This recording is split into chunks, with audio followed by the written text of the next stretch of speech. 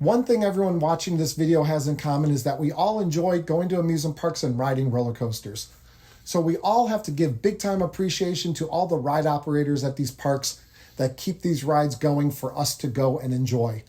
So this video is dedicated to them, and it's the top 10 things that they do not like that guests do when we're at amusement parks. Now, as enthusiasts, we try to go to parks and be very aware of what ride operators like or dislike and try to avoid the things that they don't like. But the fact is that some of us do make mistakes from time to time, and there are the regular park guests that aren't enthusiasts that just go and don't fully understand everything that they're supposed to do or not do. So this list is in no particular order, just 10 things that we compiled that we know from talking to some ride operators and some ride operator friends of ours. This is the list of things that they do not like. So take note of all this, people, so you make sure that you're not going to any, or that you're not doing any of these things. One thing that's really annoying to them whenever a ride is down for maintenance or for weather or for whatever reason is asking them what time will the ride open. Yeah, one time years ago we were outside of Top Thrill Dragster at Cedar Point, and we were waiting for it to reopen, and the amount of people that came and asked them when is Top Thrill Dragster going to reopen was insane. They do not know when it is going to open, so there is no point in asking them. Now, if you ride a lot of roller coasters, you probably hear from time to time the ride-offs say, please don't shake the gates, because those air gates that they have that open and you walk into the train, a lot of people, for some reason, they look at those and they really want to shake them. They're very shakeable. They're apparently very shakeable. I don't know, but a lot of people will shake them, and that can actually break the ride a little bit. Well, what happens is that it can it could send to the system and make it think that the gates are opening, or actually can make the gates open, which will shut down the ride, and then they need maintenance to come and fix some stuff. So it will be a big hassle to everyone riding, including yourself, and to the ride operator crew, because they don't like when rides go down, because then everyone comes up and asks them, when will the ride reopen? Exactly. So when you see those air gates in front of you, just leave them. Don't shake them. The next thing on the list is taking your phone out. Now, this is something that pretty much all amusement parks announce over and over and over again while you're waiting in line. No phones, no photography, anything like that on the rides. Yet there are still so many times that people are on a lift hill and they got their phones out, and some rides will in fact shut down on the lift hill, so the ride operators can come up and confiscate the phone, and it could get you ejected from the park. Yeah. So that is something that you want to leave your phone in your pocket, preferably a zipper pocket, so it doesn't fly out on the ride. Yeah, because phones have flown out and hit people in the face, like Twisted Timbers. A phone flew out, hit somebody in the face, and yeah, this is definitely one of the more serious ones. You don't need your phone on the ride. Just keep it away. Continuing on down the list, earlier you said about you might hear the ride operators over the loudspeakers say, don't shake the gates. You'll also hear them say this a whole lot. You'll say, get down off of the handrails. So many people just they're standing in a long line, so it's understandable. They want to get off their feet for a little bit. So they hop up on the handrails and sit down. But the problem with this is that it is a safety concern. And if an operator or line attendant is in line and a supervisor comes by or some sort of manager and sees someone sitting on a handrail and then sees an employee nearby, the employee will indeed get in trouble, because if you fall backwards, crack your head, that is a whole, the whole issue at the park. So they're just trying to do these things for your safety. So yes, please just stand on your feet, sit down on the ground if you have to get off your feet, but stay off those handrails.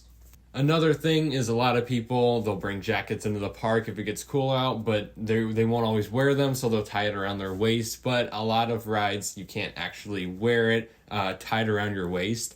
You can't wear it on the ride like that, so they will tell you to take it off and put it fully on. Now, this isn't that big of a deal, but it definitely slows down operations and just gives an extra thing that they have to say, and it can be annoying. So if you have a jacket or anything tied around your waist, make sure to put it on before you get on the ride. And this next one has to do with safety, yet we still see parents complaining and yelling at ride operators and all this. It is blaming the ride operators for the height of your child. Now, a lot of people will go to a park and then they'll get like some sort of wristband for their kid. They'll have them measured. A lot of parks you'll see a part where like you just go and they'll measure your kid, put a wristband on that says 54 inches, 52 inches, 48 inches, whatever the height of your kid is. And people think, okay, that is guaranteed to get my kid on the ride. And some people don't utilize that at all. But the fact is that the ride operator has the final say. And if you come up to the line and they measure your kid, if they feel at all that it's a risk, they're not going to send your kid out. And that is 100% for your child's safety. Yeah. So you should not be mad or angry about that. They are looking after your kid. And also, parks don't set height restrictions for rides. Yeah, well, the ride manufacturers will set the minimum. And then sometimes, like a park like our home park, Cedar Point, will up the minimum a little bit. But everything that they do is for a reason, for one reason or another.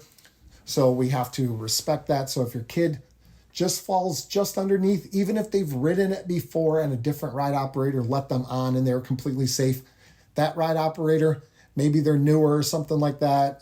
So there are those kinds of things, but you have to respect the fact if they say that your kid is not tall enough to ride and you cannot argue with them. Next up on the list is something that should be common sense throughout any amusement park, throughout any town or anything like that. You do not litter. But for some reason, people come up with their drink cups and come up with different things and want to leave it like in the station or just kind of like drop it around. And it just like it gives the ride operators a job that is not their job. No, it's not their job to clean up after you guys. Now the thing is, some amusement parks will allow you to put stuff just sitting there on the ride station. So it does vary on what park you're at. But a lot of times you can't just leave stuff right in the station. And also, we're not only talking about like drink cups or stuff like that. It could be just about anything. But it makes parks look ugly. Like I said, it gives ride operators an extra job that isn't theirs, cleaning up after people. So there's garbage cans all over the place at every amusement park. And oftentimes even in line, like you see it all the time. At the beginning of a line, right leading up into the station, there's often a lot of garbage cans. So just throw your trash in the garbage can. And much like littering is something that is just overall, like you just don't litter, this next one is overall rudeness. Now, these people are working a lot of times for pay that isn't fitting for what kind of job they're doing. They work long hours, they're tired, they have to deal with a lot of people. So when you come and you're rude or whatever, just overall, it just dampens the whole day. Yeah. And we should be trying to make their day a little bit better. So just give a smile, give a thank you, a please, just little things like that help go a long way with ride operators. So for this next one, a lot of roller coasters will have bins on the ride platform that you put all your loose articles in. And now some people definitely can take their time putting stuff in the bins. But the reality is parks are trying to get trains out as fast as possible. So you definitely want to put your stuff in the bin in a timely manner and do it quickly and get back to your seat on the train and sit down. Because people taking up a really long time can definitely slow down operations quite a bit. And finally, when you're at a park, you might play a game, win a prize like a big old stuffed animal or a basketball or something, and then you have to walk around with this thing all day. Well, that is your problem. That's not the operator's problem. Because whenever you come onto rides and have like big old oversized stuffed animals or basketballs or just all this stuff, you cannot bring that stuff on the ride with you. You have to leave it either like with a non-rider, but just don't bring that stuff up into line because it just causes can cause arguments whenever they're told like, hey, you know what, you got to leave that stuff off. Just don't do it. Don't bring it. Just, I don't know. I think that all prizes should be like really tiny, or there should be a place at amusement parks where you get like a ticket and then you pick up your prize whenever you leave or something like that. That might be a lot easier. That's a good. I just thought of that on the spot. That wasn't part of our pre-production or anything like that. That was on the spot thinking. So, any parks want to hire me to be in charge of games or in charge of like the entire park itself, go ahead, hire me. I expect a lot of money though to do it. Absolutely. But that is it. The top 10 things to help ride operators throughout the day. Things that you should not be doing. That's it for this video. If you enjoyed it, please give it a thumbs up. Comment down below. All those things help with the YouTube algorithm, helps push this channel and these videos out to as many people as possible. And if you're already a subscriber, thank you for coming back and joining us. Always appreciate that. And if you're not a subscriber and you enjoy roller coaster content, vlogs, predictions, videos like this, please go down and subscribe. We're almost at 5,000. We're really pushing for that. So let's get this channel up to 5,000 and beyond. And we'll also like to take a minute to remind you that we do have a channel membership page. All these people are channel members. They get things like exclusive videos, shout outs like you see, exclusive pictures, just stuff like that. And it helps the channel out a ton. So thank you to all our channel members. Yes. You guys help out this channel more than we can even express. But that is it for this video. And we'll see you guys next time right here on Beach Cliff Studios. See ya.